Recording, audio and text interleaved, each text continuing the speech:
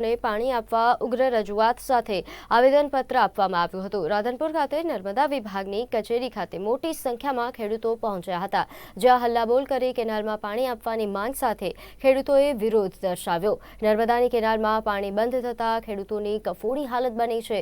બીજી તરફ પશુપાલકોને પણ પોતાના પશુ જીવાડવા પાણી માટે વલખા મારવાનો વારો આવ્યો છે, જેને લઈ માનપુરા ગામના ખેડૂતો અને પશુપાલકો પાણી વિના મુશ્કેલી અનુભવતા પાણી નહીં છોડવામાં આવે તો ચૂંટણી બહિષ્કાર કરવાની ચીમકી ઉચ્ચારી છે।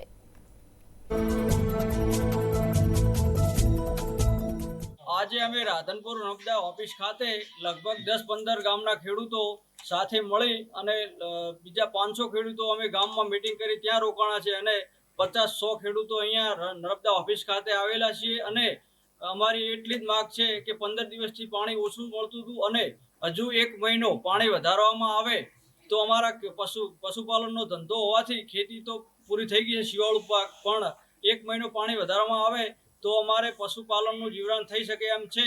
અને જો આ માગ અમારી સંતોષવામાં નહીં આવે તો અમે 10-15 ગામોના ખેડૂતો ચૂંટણીનો બહિષ્કાર કરીશું અને એક પણ વોટ કોઈ પણ પક્ષને આપશું નહીં। અને નર્મદા ઓફિસ રાધનપુર ખાતે અમે પાણીની માગ માટે આવેલા છીએ। છેલ્લા 15 દિવસથી અમારે પાણી બંધ હતું, 31 તારીખથી હાવ બંધ કર્યું છે।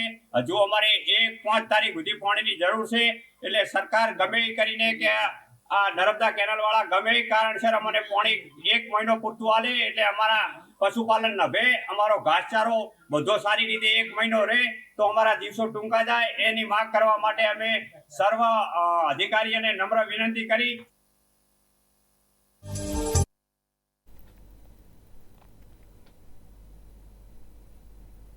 પાલનપુરમાં દિલ્હી ગેટ વિસ્તારમાં શિલ્પાબેન અંકુયા